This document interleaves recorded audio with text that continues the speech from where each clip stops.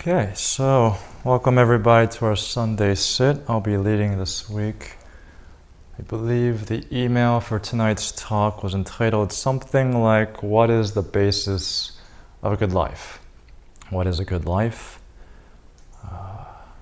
It's definitely a question that I've pondered a lot growing up, and the guiding question of my young adult life was, what is a good life? How should I live?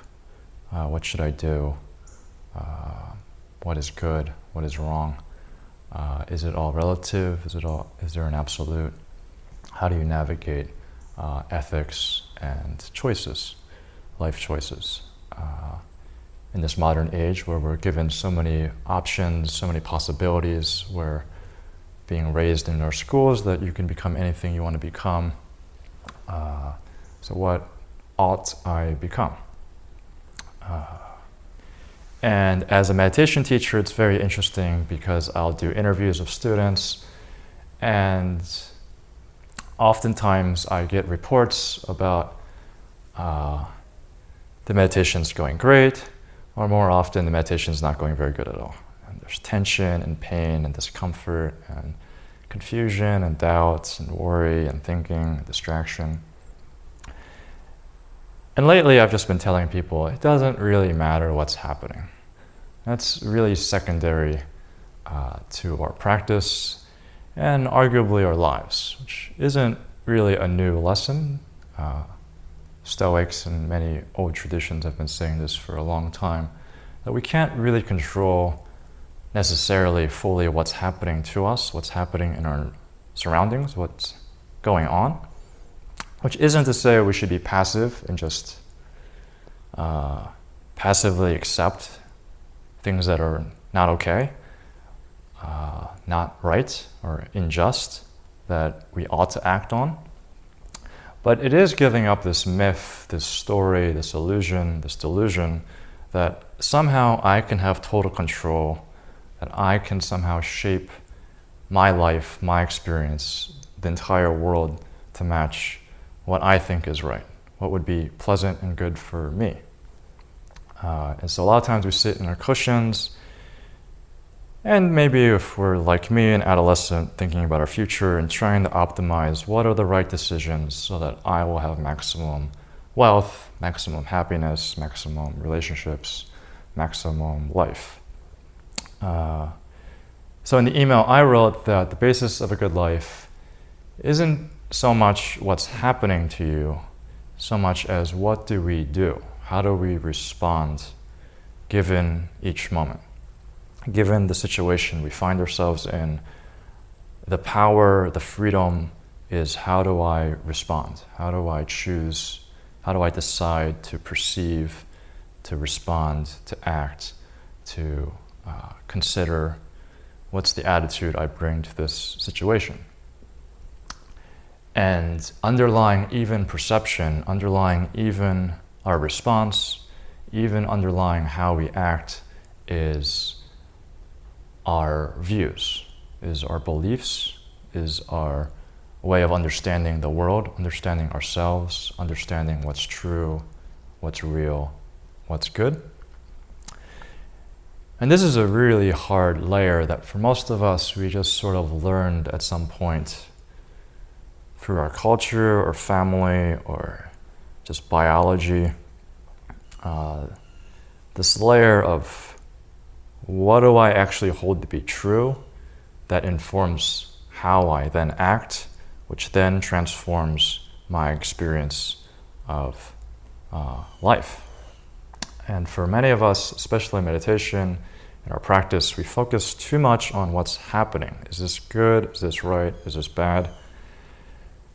And I would say that this isn't an accident. This isn't random or something. I know for me, when I was optimizing my life, I went into college thinking, I grew up in a poor family, so I'm going to make a lot of money. I have an aptitude with computers, so I'm going to do computer science. I'll work at Microsoft or something, and I'll make a lot of money. And then somehow that will mean that I'll have good friends and have a meaningful life and be happy or something.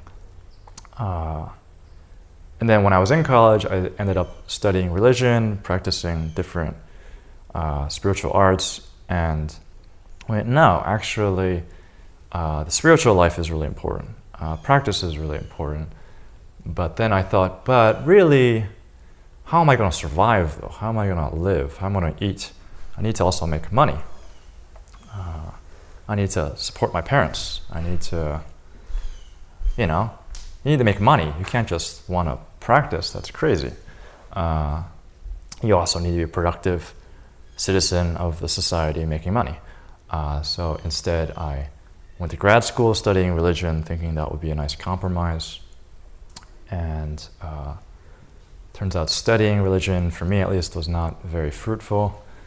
And so I went to the opposite extreme of studying business, how to make money, how to become so wealthy that I could retire and do whatever I want, which I would say is a prevailing myth in our time, that if you just have a lot of money, then you can do whatever you want and you'll be happy.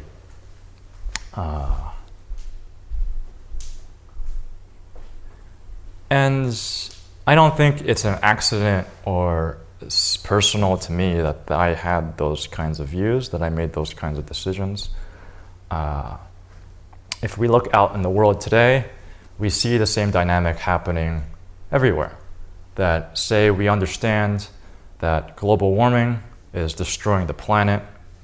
We understand for decades now that something needs to change, that this is a threat to the entire life on the planet. But then when we actually have to make decisions as governments, as societies, as cities, we go, yeah, but we can't destroy the economy. We can't put undue pressure on, say, fossil fuel companies, because then the economy will tank. The planet life is great, except when we threaten money, because money is the most important thing, as most of us are taught growing up. So that's one myth that plays out both internally in our own experience and then externally as a society, as a civilization. What do we hold to be the most important thing? What's the thing we won't compromise on? We'll make non-binding agreements between nations that we're going to cut our emissions on a volunteer basis, on an honor system, but then we create trade agreements, we create pacts, we create world banks that will actually penalize people, actually hurt people if they break the rules of trade, if they break the rules of a capitalist liberal system. Because in the end, we think the climate's important, but for many of us, we know what really matters, though, is the money. And then we also see it play out in a lot of other ways. This sort of myth that most of us got growing up and the Western civilization in modern times is taking on, that through technology, if we just understand things better, if we just research more, if we just come up with the right vaccine or come up with the right carbon sequestering technology, then we can continue our lives as we live them without sacrificing or changing our lifestyles, consuming the same amount, in fact, maybe consuming even more. We just need to create green products, create technology that will solve the problems we have. When in fact, when we look at technologies, it seems like there's a very large shadow that is creating so much information, so much disinformation, so much misinformation that we're drowning in just constant panic and fear and anxiety and confusion and don't know what is true. When I came out of my 3-month cabin retreat and wanted to update myself on COVID, and I Googled around, and it was amazing that none of the information I came across was any different than when I had 3 months before, and it was all conflicting with each other. It was basically like I didn't have to do any new research. I could have just not spent any time on that. And it's very hard to find a reliable source of news anymore. To the point that every side, no matter where you stand politically or socially, every side just distrusts every other side, and believes that my side is fundamentally right, my views are fundamentally right, and your views is completely false and completely wrong. And if I just knew how to control and change you to fit my views, then the world would be okay. And this is a modern disease that man did at some point of, if I just understood things well enough, if I can measure things well enough, then I can control nature, I can control life, I can control the world and make it the way I want it to be.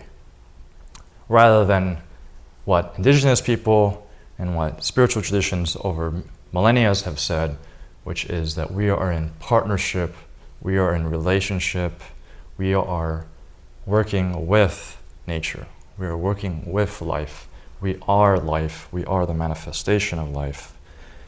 Rather than trying to force highways and buildings, towns and cities to fit the design that I have in my head of how it should be, actually looking at the landscape, actually looking at the people we're interacting with, and responding appropriately. What is the right fit here? Just because I want something, I want to build a house in a flood zone or something, doesn't necessarily mean that's a good idea. Maybe I should work with nature. Maybe I should work with life so that we create harmonious relationships rather than this myth of total control that we see, again, in society and that we end up practicing in our own lives. Looking for a guru, looking for a teaching, looking for some system that will just teach me how do I control myself, how do I know the right things, and then just make myself do those things, and then I'll be happy, then I'll be good, then everything will be okay. And really, I was talking to some of the other teachers I know, and in Buddhism we start with the Four Noble Truths. There is dukkha, they say. Dukkha has been translated many different ways, from suffering to stress to problems or issues. And I think for a lot of us, this definition of stress and suffering doesn't quite work unless you've had a really hard life or something. Living in the comfort of civilization and American culture, it's really easy for a lot of us to go, well, there's some suffering, but with technology and, if more people were just middle class or rich or something, then there's not that much suffering. But I've been interpreting a different way, which is we are all vulnerable. To be alive in a human body with a human mind, with an earth body, with an earth mind, is to be vulnerable.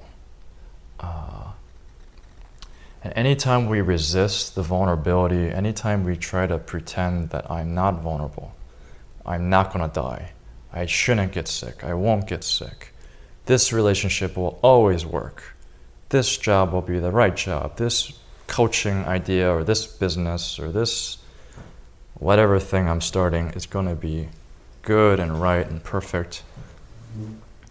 We're trying to cover over this vulnerability and trying to exert control rather than working with life, understanding I don't know.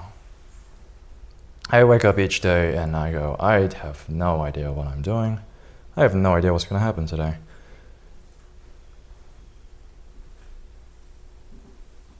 And for most of us, definitely when I was a kid, that is not something any of us wants to face usually. Is the mystery and awe and terror and fear of not knowing. It's why it makes living in community, it's why it makes living in partnership, it's why it makes living with other people so challenging. Because every day we find out, oh, I don't know this person, I don't even know myself. Why am I acting this way? Why do I respond this way sometimes when people come to me? This vulnerability is who and what we are. All the best laid plans I ever did not work out the way I intended. I never intended to be here this long. When I was a kid, I never thought I was going to move to Vermont. I didn't even know what Vermont was. Turns out it's a beautiful state, really far north. But this vulnerability is also where our life is. In relationships, in working on new projects, in discovering a new idea or a new person, a new community. This potentiality, this not knowing, this endless possibility comes from vulnerability. It comes from being able to be impacted and also acknowledging I impact other people. I impact the world. And in fact, everything in the world impacts me. Everything in the world matters. And everything I do, everything I feel, everything I think, everything I say, everything I do matters, has an impact on the world.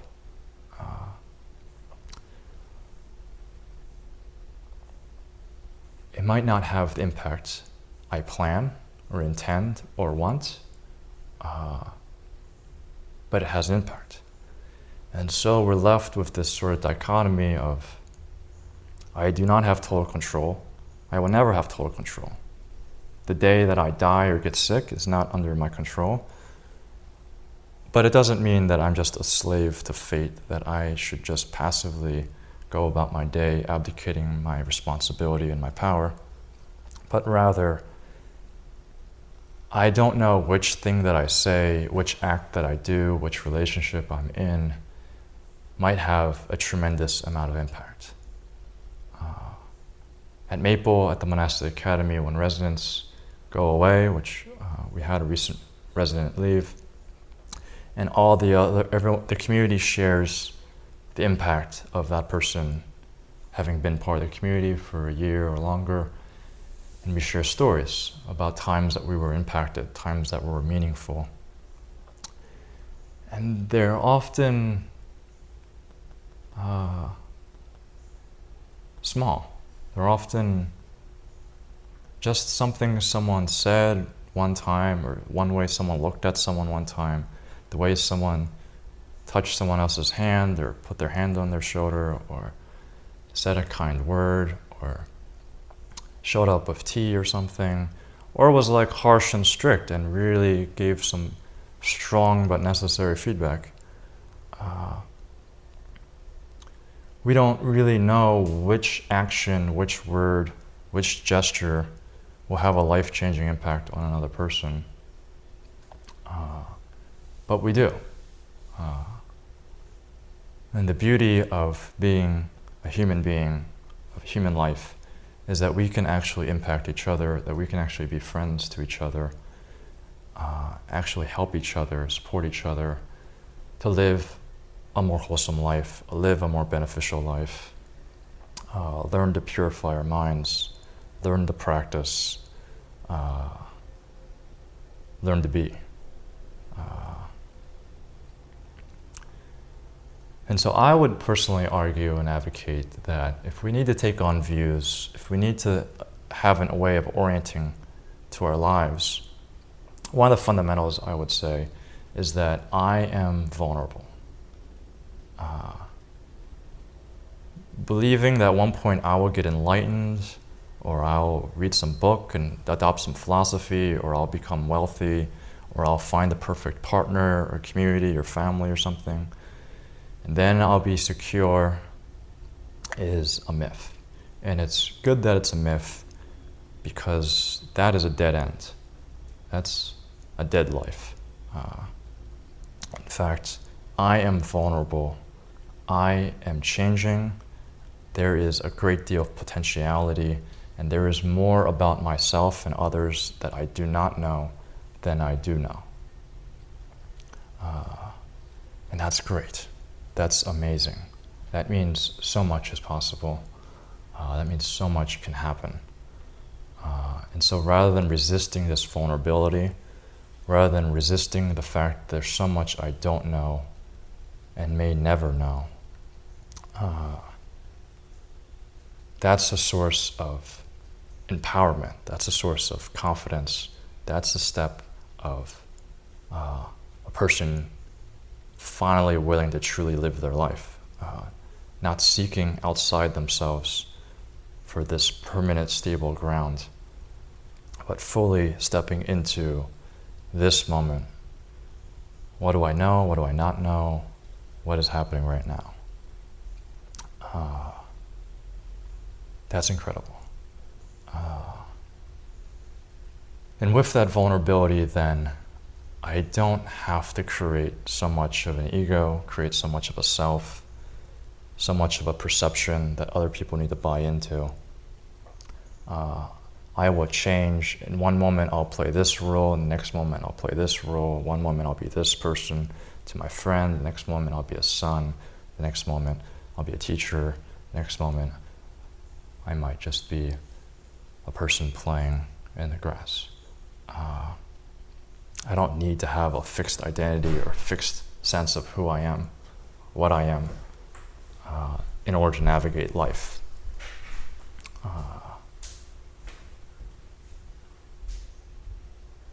And with finally this letting go of not needing to know everything, not needing to be fully secure, not find a permanent basis,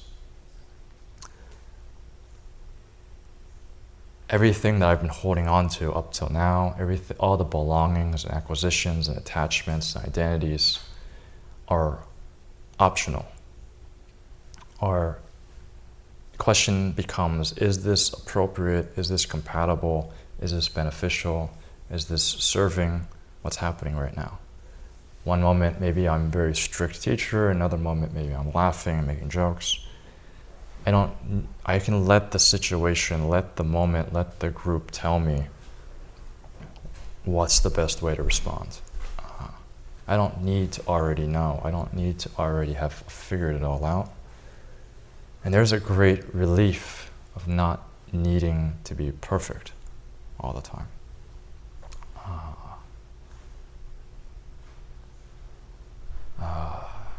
And so when we sit down to meditate, my experience, and the one that I've observed in many people, is that life is trying to come in, and we keep pushing it out, wanting it to show up the way that we think is appropriate, that we think will work for us. And we resist life rather than moving with life. And when we make that leap of faith, there is a chasm. There is, as one of my friends said, it's like now that I'm thinking about it, it's a weird metaphor. I should ask them what they meant by this. Let's just go with it. Said it's like you have a faucet running with two handles, and first you have to turn off one handle before you can turn on the other one. And in the in-between state, there is no water. Maybe you're switching from hot to cold or cold to hot. There is a stage when we let ourselves be vulnerable, where there is a chasm. Just earlier today, a few of us were at the park, and there is this feeling of vulnerability of, oh no, have I been talking too much? I was just vulnerable. Is that the correct thing? I don't know.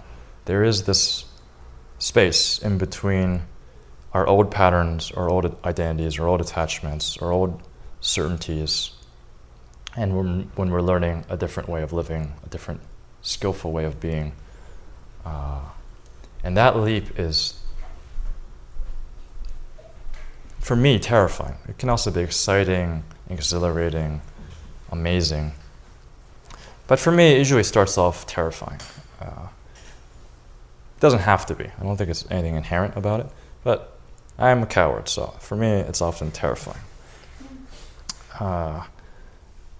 And that's okay. It can be terrifying. Our experience can be terrifying. It can be exciting, exhilarating. That's fine. What matters isn't what's happening in the moment. What's happening in the moment is the product of many past actions and situations The most important thing for each of us in our lives or in our practice is, what are we doing? Are we conscious? Are we deliberate? Are we intentional? Or are we just reacting on a script, on autopilot, doing things that later we'll feel ashamed or confused or wishing we did something else?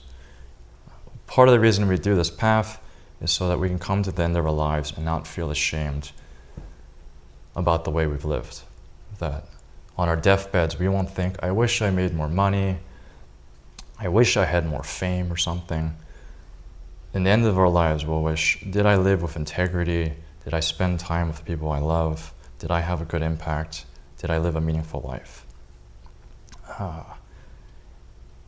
And to a large degree, we can surrender this myth that all these self-help books and gurus and people try to teach us, that if you follow these 10 steps, then you'll make 9 figures or get your perfect job or find your perfect mate or something. Give up that sense of certainty and instead take full responsibility for every action, every thought, every word I say as a source of nourishment and empowerment, and understand what I do is the most important thing. And what I do is impacted by what I think, by what I believe, what I hold as true or most valuable or most important. When we meditate and we get distracted, it's just because our minds are still thinking this other thing is more important. And so we need to be clear, what is the most important thing in our life? Is it comfort?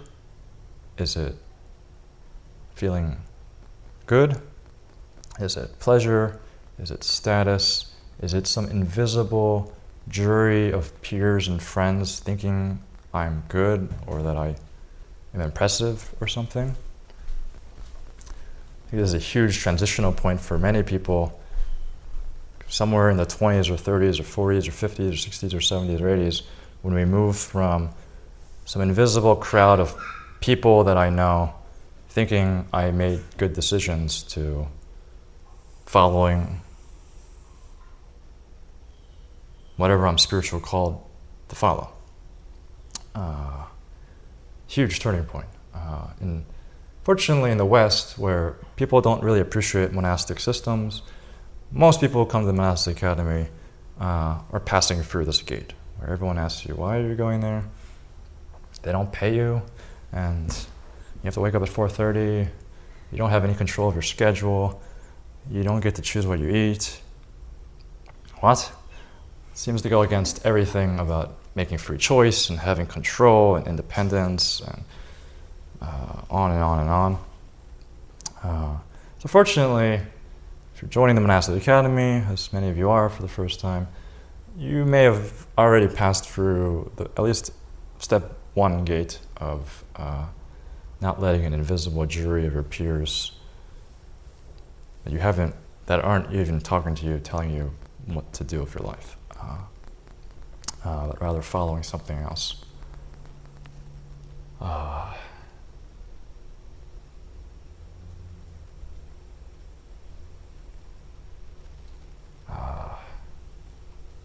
course, this is not an easy lesson. I remember being in a cabin doing a meditation solo retreat, and this is a few years ago, and I thought I was making good progress. Days were going by, weeks were going by, and then I just happened to bring a few notebooks with me to journal. And one of the notebooks turns out already had entries from a few years ago in there. And so I just innocently read the journal and realized upon reading it that I was going through the same thing this journal from a year or two prior was talking about. These patterns and these thoughts and these challenges that I thought were novel and new and that I was working on were actually ancient and old, and I could compare the journal entry I wrote just a few days ago and this journal entry from a few years ago, and I would go, oh, this is almost exactly the same thing. I thought this is a new thing, but it turns out it's a very old thing. And it was at that moment where I went, you know what, enough. I'm going to break this pattern. when this happens, I'm not going to do my normal thing that apparently I've been doing for a very long time. It doesn't matter if it feels unpleasant or I don't like it or something. I'm just going to say, follow my breath. I'm just going to try something. I'm going to commit to doing something different. It's a really hard lesson that I don't know. I'm still trying to drive home with people that we really don't have much control over our situation, over what's happening around us. And that doesn't mean be passive victims. It means the most important thing that we do have control over is how do we choose to act.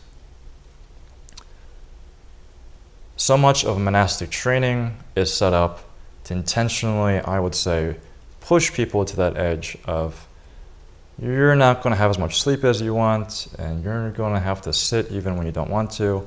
How are you going to act then? Because it's easy to do things when you want to do them, but how do you do things that are actually good for you when you don't want to do them? And that's the challenge we find ourselves as a species on the planet. We can come together in groups and say, yes, the climate is a real problem, nuclear war is a real problem, racism is a real problem, but then when it gets really hard, when conflict arises or uncomfortable feelings start coming into our bodies, when we might have to sacrifice our consumption, our way of living, our way of lifestyle, what do we do then? How do we act then? And for us that are in one of the richest countries in the world, this applies to basically all of us.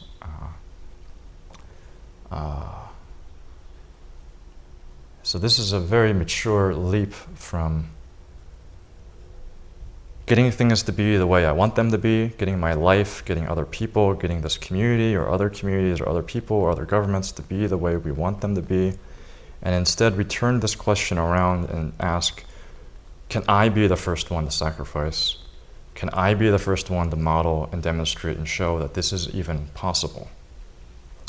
Rather than constantly asking someone else to do the hard work, I will do the hard work first and demonstrate and show that it's both possible and it's actually better.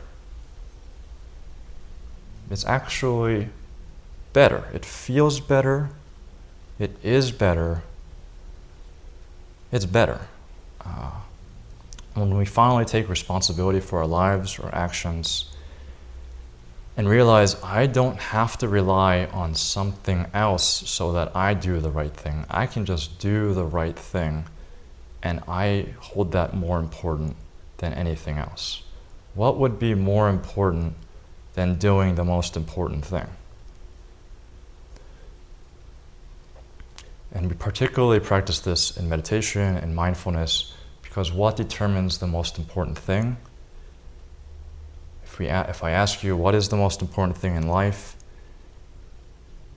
Some of us might say the climate crisis, some of us might say racism, some of us might say nuclear war, some of us might say having a good family. But if we really examine these answers and ask, what is it that determines these answers? Where are these answers coming from? And we can see it's our minds. Our minds, all of us. And our minds are a product of the world and ourselves. And so we'll take the first step in changing the world mind by changing my mind, by purifying my mind. This is the great task we can do in spirituality, in meditation, in this practice, to be the role model, to show